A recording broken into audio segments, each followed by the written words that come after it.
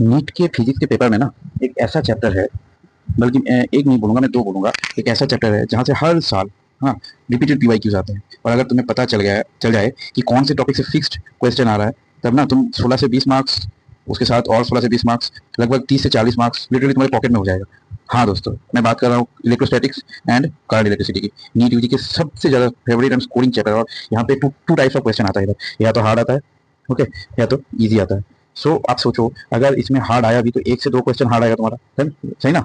और इजी आया तो तुम्हारा कम से कम दो, रिमेनिंग जो क्वेश्चन तुम्हारा 3 से 4 क्वेश्चन इजी आ जाएगा उधर से। तो 3 से 4 क्वेश्चन तुम्हारा इजी हो जाएगा। आप लोग क्या करते हो, हार्ड क्वेश्चन के चक्कर में, हार्ड जो क्वेश्चन होते हैं उसके चक्कर में, उसको छोड़ने के चक्कर में, तुम लोग जो इजी रिमेनिंग क्वेश्चन होता है 3 से 4 क्वेश्चन, उसको भी छोड़ देते हो कि वो टॉपिक को पूरा स्किप कर देते हो। और बिल्कुल नहीं करता। मैं आपको सजेस्ट करूंगा कि आप एक काम करो, पीवाईक्यू एनालिसिस करो अच्छे से। और अगर नहीं कर पाते हो तो मेरे इस वीडियो को देखो, यहाँ पे मैं आपको बारीकी से समझाया हुआ दिखाया हूँ कि आपका जो क्वेश्चन है वो इजी टॉपिक से ज्यादा आ रहा है और हार्ड टॉपिक से 1 से 2 क्वेश्चन आता है, ज्यादा नहीं आता है। सो बिना देरी के चलो स्टार्ट करते हैं इसको, है ना। अबे जल्दी बोल, कल सुबह पनवेल निकलना है। अब सोचो, तुम नीट के एग्जाम में बैठे हो, है ना, और ओएमआर देख रहे हो, बार बार इधर उधर देख रहे हो, ऊपर नीचे देख रहे हो, और क्वेश्चन पेपर को भी देख रहे हो, लेकिन तुमको कुछ समझ में नहीं आ रहा है। उसके बाद अचानक थोड़ी देर बाद एक क्वेश्चन आता है जहाँ पे लिखा होता है कि find out the electric field. और सिर्फ ऐसा तुमको उधर एक फॉर्मूला पुट करना होता है, equal to K Q by R square, या फिर F equal to Q E देके ई की वैल्यू निकालना पड़ा, एफ बाई क्यू, है ना।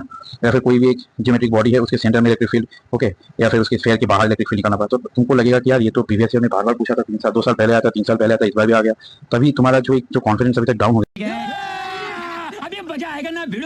था ना, वो फिर से आप हो जाएगा। यही होता है पीवाईक्यूज और रिपीटेड टॉपिक्स को अच्छे से कर जाने का एक, क्या बोलते हैं उसको, एक बेनिफिट बोल सकते हो, डायरेक्ट बेनिफिट। तो देखो, इधर है तुम्हारा 2025 में हमारे जो इलेक्ट्रोस्टैटिक्स नहीं बोलूंगा मैं इसको, इलेक्ट्रिक चार्जेस एंड फील्ड्स, ठीक है। तो हम लोग करेंगे क्या, electric charges and fields, electrostatic potential capacitance and current का लगभग बहुत जल्दी 5 से 10 मिनट में आपको समझा देंगे कि कहाँ से क्वेश्चन बार बार रिपीट हो रहा है। आप खुद ही पैटर्न देखोगे, है ना, तो देख के आप खुद ही मतलब चौंक जाओगे कि यार ये तो 4 टॉपिक है, 4 टॉपिक के बाहर क्वेश्चन ही नहीं आ रहा है। और आपका काम ये रहेगा, मैंने तो अपना काम कर दिया, और आपका काम क्या रहेगा, इसको देखने के बाद आपको एक सीट लेना है, सीट, ठीक है, ऐसा एक सीट लेना है। उस सीट में आप क्या करोगे, ऐसे करके, जैसे मैं देखो एक कुछ एक्स्ट्रा फॉर्मूला मैंने इधर लिख दिया, मैंने सारे फॉर्मूले कवर नहीं कर पाया, अभी कवर नहीं कर पाया। आप जितना भी 4 टॉपिक मैंने आपको लिखा, आप इस 4 टॉपिक के नाम लिखोगे ऐसे ऐसे ऐसे करके, और 4 टॉपिक से आप सब टॉपिक बनाओगे, ठीक है।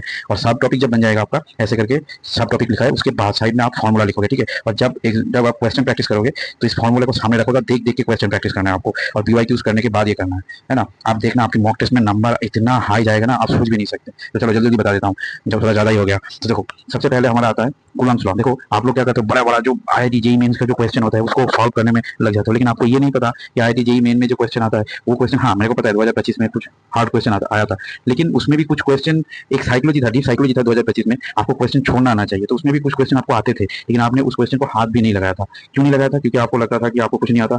हाँ, पहले लगता था बहुत कुछ आता है, धड़ाक से लगने लगा कि कुछ नहीं आता है, क्वेश्चन देखे अपना औकात समझ में आ गया, सब लोगों को आ गया था। तो इसीलिए आपने क्या किया, इजी क्वेश्चन को भी नहीं कर पाए। अभी हम लोग को क्या है ना, वही बात समझना है कि हम लोग को इजी क्वेश्चन पहले करना है, और इजी के साथ क्या रहता है, जो प्रीवियस ईयर में जो क्वेश्चन आया हुआ है वो तो आपके पॉकेट में है ना, वो हार्ड आया तभी आपके पॉकेट में। कुछ बच्चे नहीं करेंगे, लॉस में रहेंगे। तो आप लोगों को यही कॉन्सेप्ट्स बार बार रिवाइज करना है। उसके साथ आप एक्स्ट्रा जेईई मेंस और पीवाईक्यू करो ना, आईआईटी एडवांस करो, लेकिन पहले इन टॉपिक्स को अच्छे से नीट के लेवल में तैयारी कर लो, ठीक है। उसके बाद रिमेनिंग टॉपिक्स करना। मैं आपको टॉपिक्स छोड़ने के लिए मना नहीं कर रहा हूँ, ठीक है। तो ऐसे देखो, कूलम्ब्स लॉ में देखो हर साल क्वेश्चन आ रहा है, सिर्फ 2023 को शायद नहीं आया था। कूलम्ब्स लॉ में क्या रहता है, कुछ ही फॉर्मूला रहता है, और फॉर्मूले को आपको लिखना है साइड में, ठीक है। उसके बाद हमारा आता है कहाँ, electric fields and relation between the electric intensity and force, वही F equal to Q E, है ना।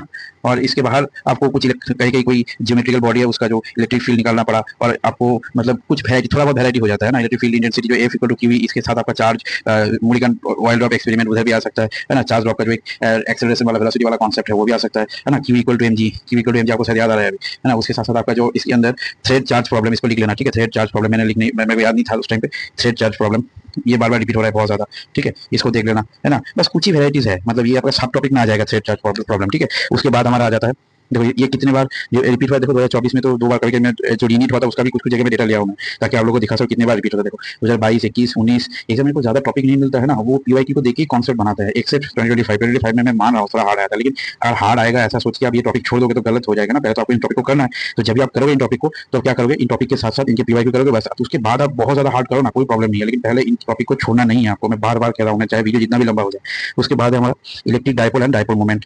यार ये तो मतलब बोर्ड का टॉपिक है, आपके एक्सियल पॉइंट में डायपोल मोमेंट और आपका जो इक्वेटोरियल पॉइंट में जो डायपोल मोमेंट है वो निकालना होना चाहिए, है ना। और उसके साथ साथ कुछ एप्लीकेशन भी है थोड़ा बहुत, ठीक है। उसके बाद हमारा आ जाता है electric charge and Gauss law. ये बहुत इंपॉर्टेंट है, इसमें बार बार क्वेश्चन रिपीट होता है। ये जो है ना टॉपिक बहुत छोटा है, लेकिन ये इसमें से क्वेश्चन इतना बार आ रहा है, इतना बार आ रहा है, आप सोच भी नहीं सकते, है ना। सो थ्रेड चार्ज प्रॉब्लम तो मैंने आपको बता दिया, थ्रेड चार्ज प्रॉब्लम और फील्ड इन चार्ज वेहिकल से लिए तो आपका ये वाला टॉपिक में मार्क हो रहा है, तो ये टैग कर लेना, ठीक है। उसके बाद हम लोग आते हैं इलेक्ट्रोस्टैटिक पोटेंशियल एंड कैपेसिटेंस। इसमें मैंने 8 टॉपिक लिखा है, लेकिन कुछ टॉपिक जैसे हमारा इक्वल पोटेंशियल सरफेस, इसको आप पोटेंशियल डिफरेंस के अंदर टैग कर सकते हो, ठीक है। और देखो मेरा साइकोलॉजी ये है कि ये जो मैंने आपको एक मैप बना दिया है ना, अगर ऐसे करके दिमाग में स्टोर करोगे आप कुछ चीज़ों को, तो एग्जाम के टाइम पे क्या होगा, आपके दिमाग आपको जल्दी जल्दी बाहर निकाल देगा उसको। इसको आप ऐसे सोच सकते हो कि आपके करोगे, ठीक। वैसे ही ब्रेन में अगर अच्छे से इन्फॉर्मेशन को अगर आप एक मैप के तरीके से फिट कर दोगे ना, तो वो बाद में जब आप निकालोगे उसको, है ना, यूज जब करोगे, तब आपको मतलब इतना अच्छे से याद आ जाएगा, आप सोच भी नहीं सकते, जल्दी जल्दी स्ट्राइक कर जाएगा और रिफ्लेक्स बहुत स्ट्रॉन्ग हो जाएगा आपका। एक क्वेश्चन देखने के बाद ही आंसर याद आ जाने लग जाएगा, है ना। इधर इलेक्ट्रिक पोटेंशियल, ये बड़ी अच्छी बात कही आप। चल बस इसमें आपको इलेक्ट्रिक पोटेंशियल, है ना, निकालना आना चाहिए, है ना। उधर इधर भी देखो चार्ज ड्रॉप वाला भी होता है, लेकिन वो मैं आपको नेक्स्ट पे बोलूंगा, अभी बोलूंगा। इसमें इसके अंदर ही आ जा रहा है ना, सब टॉपिक चार्ज ड्रॉप आ रहा है, ग्राफ आ रहा है, बहुत सारे जो जियोमेट्रिकल बॉडी है उसके अंदर से आपको इलेक्ट्रिक पोटेंशियल निकालना आना चाहिए। और रेशियो टाइप क्वेश्चन बहुत ज्यादा है, Q1 Q2 चार्ज बोल देगा और R1 R2 में आपको मतलब उसका जो रेशियो है वो निकालना आना चाहिए, ठीक है। तो ये मतलब पोटेंशियल में आपको मतलब ये सोचो, इलेक्ट्रिक पोटेंशियल रिलेटेड जितने भी कॉन्सेप्ट है, मतलब पूरे चैप्टर की बात नहीं कर रहा मैं, पोटेंशियल कैलकुलेशन की बात कर रहा हूँ, है ना। वो उसके अंदर जितना भी है वो आपको अच्छे से करना। और ये बात, ये वाला टॉपिक। उसके बाद आ गया potential difference and work done. इसके अंदर आप ये जो पोटेंशियल है, इसके अंदर आप इक्वल पोटेंशियल को भी ऐड कर सकते हो और डायपोल को भी ऐड कर सकते हो इधर, ठीक है। मैंने इसको अलग से लिखा है कि डायपोल बहुत इंपॉर्टेंट है, बार बार क्वेश्चन आता है। डायपोल इलेक्ट्रिक चार्जेस में जितना भी डायपोल का जो भी आपने एप्लीकेशन किया, वही आपके इलेक्ट्रोस्टैटिक पोटेंशियल में भी आता है, वही बस, ठीक है। तो ये रहा हमारा कुछ डिस्टेंस ऑफ क्लोजेस्ट अप्रोच। ये तो आपको मतलब पता ही है, ये जो डिस्टेंस ऑफ क्लोजेस्ट अप्रोच ये आपका जो मॉडर्न फिजिक्स में भी आ जाता है कभी कभी, वो उधर मैंने नहीं बताया था, तो इसीलिए इधर बता दिया क्योंकि ये कॉन्सेप्ट इधर से ही आता है। उसके बाद आता है electric potential and potential gradient electric field. देखो इधर भी देखो कितने सारे क्वेश्चन मैंने यार लिख दिया इधर, ठीक है। देखना हर एक जगह में मैंने आपको कौन से ईयर में कितना क्वेश्चन कहाँ से आया था, हाँ, मैंने ईयर में आपको टॉपिक के साथ साथ ईयर मेंशन कर दिया है, ठीक है। तो उसके अकॉर्डिंग आप समझ लेना। सो इसके बाद हमारा आ जाता है ना, electrostatic potential work done calculation हो गया। फिर आता है पोटेंशियल ग्रेडियंट इलेक्ट्रिक फील्ड। ये तो यार वर्क एनर्जी पावर का भी फेवरेट क्वेश्चन है। E इक्वल टू dV/dx, जो आपका जो एक फॉर्मूला है ना, आपको इधर डिफरेंशिएशन करना आना चाहिए। हाँ, डेल वाई जिसको डेल वाई कहते हैं हम लोग, del V by del X है पोटेंशियल ग्रेडियंट निकालना, है ना। उससे आपको कभी कभी इलेक्ट्रिक फील्ड निकालना आना चाहिए और कभी इलेक्ट्रिक फील्ड बोल देगा, आपको पोटेंशियल निकालना आना चाहिए, है ना। Equal to dV/dx, equal to dV/dx जो है ना, इक्वल टू dV/dx हो रहा है ना। तो इसको भी हम लोग ऐसे भी बोल सकते हैं, dV का जो इंटीग्रेशन है dx हो सकता है। तो इसके अकॉर्डिंग आपको डॉट मतलब इंटीग्रेशन करना आना चाहिए थोड़ा बहुत। जितना आप इंटीग्रेशन कर पाओगे थोड़ा बहुत तो हो जाएगा। डेरिवेशन एंड इंटीग्रेशन दोनों आपको आना चाहिए 6 के लिए, है ना, बेसिक लेवल में। उसके बाद आ जाता है हमारा कंडक्टर्स में आपको देखो दोनों का जो है ना, दोनों कंडक्टर्स का आपका जो रेडियस बता देगा, रेडियस का रेशियो बता देगा, आपको बोलेगा चार्ज का रेशियो बताओ, है ना। और वो तो बता देगा कि इसका पोटेंशियल का रेशियो है, चार्ज का रेशियो बताओ, और वायर कनेक्ट कर देगा बीच में से, है ना। उसके बाद आता है ये पूरा अलग टॉपिक है ना, sorry.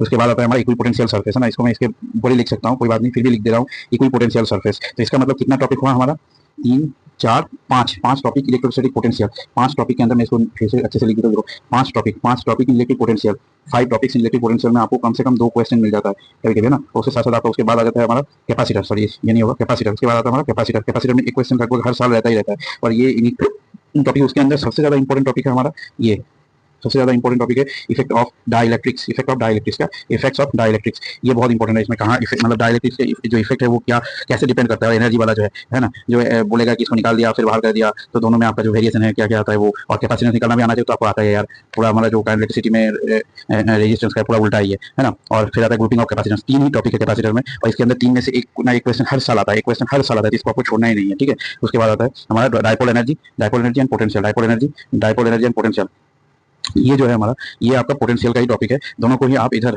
Electricity potential difference and work done calculation के अंदर ऐड कर सकते हैं इसको, ठीक है। सो ये रहा था हमारा इलेक्ट्रिक पोटेंशियल। तो आपका इधर से 3 क्वेश्चन लगभग पक्का हो गया, मैं ऐसा समझूंगा। इधर से भी 3 क्वेश्चन पक्का, 2 क्वेश्चन से 3 क्वेश्चन इधर, है ना। तो इधर आपका 2 से 3 क्वेश्चन, इधर भी 2 से 3 क्वेश्चन, मतलब 4 क्वेश्चन अभी तक पक्का हो गया। फिर आता है इलेक्ट्रिसिटी, भाई साहब ये चैप्टर इधर से आपका 3 क्वेश्चन तो पक्का है ही है। और इलेक्ट्रिसिटी में लगभग 3 क्वेश्चन आता है, कभी 3 से 4 क्वेश्चन भी आ जाता है, तो ये लगभग पक्का है आपका। और ये 3 क्वेश्चन कहाँ से आएगा आपको, मतलब थोड़ा सा अगर खुद से भी एनालिसिस करोगे ना, तो आपको समझ में आ जाएगा 3 क्वेश्चन कहाँ से आ रहा है। हर साल डिवीजन है इसका, है ना, उससे बाहर क्वेश्चन नहीं आता है। और आप लोग क्या करते हो, 3 क्वेश्चन को तो छोड़ो, आप एक टॉपिक है जो कॉम्बिनेशन ऑफ रेजिस्टेंस है उसके पीछे पड़े रहते हो, उसको निकालते रहते हो। नहीं भाई, उससे क्वेश्चन आता है, एक क्वेश्चन उधर से आएगा, लेकिन अगर नहीं आएगा तो नहीं कर पाओगे ना। अगर मतलब नहीं आएगा तो नहीं करोगे, लेकिन आएगा, अगर ज्यादा हार्ड है तो छोड़ दोगे, अगर टाइम ज्यादा लगेगा तो। लेकिन उसके चक्कर में बाकी जो टॉपिक है उसको तो छोड़ रहे हो ना। तो देखो उसके अंदर सबसे ज्यादा इंपॉर्टेंट टॉपिक है ये रोस्टन ब्रिज, मीटर ब्रिज, है ना। मतलब कोई सा भी इलेक्ट्रिक इंस्ट्रूमेंट जो है, इंस्ट्रूमेंट रिलेटेड एक क्वेश्चन इंस्ट्रूमेंट से आता है, इलेक्ट्रिकल इंस्ट्रूमेंट, ये तो मतलब पक्का है, उसको आपको छोड़ना ही नहीं है। अगर आप छोड़े तो बिल्कुल मत छोड़ना, ठीक है। उसके बाद एक क्वेश्चन हमारा power and electric energy and heating of current जो है, देखो ये देखो आप देखो 2024 2022 22 19 2019 2025 2024 2024 देखो कितने बार आया अभी रिसेंटली कितना आ रहा है। फिर एक क्वेश्चन जो होता है वो या तो इस टॉपिक से आ रहा है ना, या तो इस टॉपिक से आ रहा है या फिर इस टॉपिक से आ रहा है, इधर इस टॉपिक से या फिर इस टॉपिक से। किरचॉफ लॉ तो आपको करना ही है, इधर से एक क्वेश्चन आ जाता है, ठीक है। तो ये 3 से 4 क्वेश्चन आपका सेट इधर बन जाता है। और इसका जो आपको पढ़ने का जो है ना जो प्रोसेस क्या रहेगा, इधर साइड में आप एक आपको मैंने जितने भी टॉपिक बोला है टॉपिक को आप लिखोगे, ठीक है। उसके बाद आप एक नोटबुक लोगे और नोटबुक में क्या करोगे, नोटबुक के अंदर आप ऐसे करके बीच से मार्क मतलब एक लाइन ड्रॉ कर दोगे और इधर आप टॉपिक के नाम लिखोगे, जहां जहां पे मैंने बोला है जो टॉपिक के नाम बोला है उस टॉपिक के नाम लिखने के बाद इस टॉपिक को सब टॉपिक में डिवाइड करोगे, ठीक है। मैं बता रहा हूँ ना जो आपको साइंटिफिकली आपको ब्रेन के लिए बहुत यूजफुल है ये, ऐसे करके आपने मतलब टॉपिक को मार दिया, ठीक है, सब टॉपिक में। उसके बाद हर एक सब टॉपिक के रिलेटेड जो जो आपको फॉर्मूला आता है और जहां जहां बुक में उसको लिखोगे और जब क्वेश्चन प्रैक्टिस करोगे तब इसको देखते देखते क्वेश्चन प्रैक्टिस करोगे। इससे क्या होगा, आप जब क्वेश्चन प्रैक्टिस में जब इसको देखोगे तब देखने के बाद आपके दिमाग में फ्लैश मेमोरी जनरेट होगा जो आपको याद दिलाएगा कि इस टॉपिक से इधर क्वेश्चन आया था, हाँ इस टॉपिक का जो मेन लॉन्ग लेक्चर आपने देखा वो भी आपको याद आने लग जाएगा। तो ऐसे करना होता है मेमोराइज ब्रो, समझ रहे हो ना। तो आई होप आपको मेरा वीडियो अच्छा लगा होगा, है ना। और मैंने मॉडर्न फिजिक्स और सेमीकंडक्टर का जो वीडियो है वो मैंने बना दिया है, पहले उसको भी देख लेना, ठीक है। और यार सब्सक्राइब नहीं करते हो कुछ लोग, सब्सक्राइब कर देना यार, क्या जाता है। और इससे हम लोगों को मोटिवेशन मिलता है और ऐसे ही टॉपिक्स में आगे भी बनाता रहूंगा तो आपको भी हेल्प रहेगा। और कमेंट में बताना आपको कौन से टॉपिक में वीडियो चाहिए। और हाँ ये सीरीज तो लगभग चलेगा, कुछ दिन चलेगा, इसको मैं ट्राई करूंगा खत्म करने का दिसंबर के महीने से पहले या फिर मैं अक्टूबर नवंबर में खत्म करूँगा, क्योंकि मेरे को भी काम है बहुत ज़्यादा। लेकिन उससे पहले का हो गया तो और अच्छा है। और बाकी जो मैंने फिजिकल केमिस्ट्री है उसका भी मैंने बना दिया, तो अगर आपको हो सके तो वो भी देख लेना, क्योंकि उससे आपको बहुत ज़्यादा हेल्प होगा, ठीक है। फिजिकल केमिस्ट्री में लगभग 2 चैप्टर छोड़ के बाकी चैप्टर मैंने ऐसे ही पीवाई का एनालिसिस बनाया है। तो आप चाहोगे तो मैं डिस्क्रिप्शन में दूंगा, कमेंट करके बताना वीडियो कैसा लगा, वो वीडियोस भी मैं आपको कमेंट में रिप्लाई करके दे दूंगा। और मैं चैनल को जरूर से सब्सक्राइब करना, ठीक है। और मैंने बायो का भी ऐसा 2 चैप्टर ऐसे 3 चैप्टर बनाया उसका वो भी देख लेना। ऐसे करके मैं ट्राई करूंगा आपका जो जितना भी सिलेबस जितना भी चैप्टर है सारे चैप्टर मैं कंप्लीट करा पाऊँ पीवाई एनालिसिस करके, है ना, ताकि आप लोगों का टाइम वेस्ट ना हो ज़्यादा इधर उधर घूमने का। ज़्यादा इधर उधर घूमोगे ना तो कुछ नहीं होगा भाई, पूरा बर्बाद हो जाएगा, पूरा पूरा साल खत्म हो जाएगा। इसलिए अभी से इंपॉर्टेंट टॉपिक्स को पहले करो। और मैं ऐसा नहीं बोलूँगा बाकी टॉपिक छोड़ो, नहीं नहीं नहीं नहीं नहीं, बाकी टॉपिक नहीं छोड़ना है, उसको भी करना है, लेकिन इंपॉर्टेंट टॉपिक्स को पहले करना है। देन आप इंपॉर्टेंट टॉपिक्स को मतलब करने के बाद आप बाकी टॉपिक करो, इंपॉर्टेंट टॉपिक को छोड़ना ही नहीं है। आप बाकी टॉपिक चाहे थोड़ा बहुत छोड़ दो, लेकिन अभी नहीं, अभी छोड़ने का बातें मत सोचो। अभी सोचो इंपॉर्टेंट टॉपिक को ज़्यादा अच्छे से करके मेन टॉपिक को थोड़ा बहुत करके करेंगे। टाइम आपको लग रहा है कि 6 महीने है 7 महीने है बहुत ज़्यादा टाइम है, नहीं नहीं नहीं टाइम कम है भाई। तो इसलिए मेरी बात याद रखना। चलो मिलते हैं नेक्स्ट वीडियो में, तब तक के लिए बाय, थैंक यू।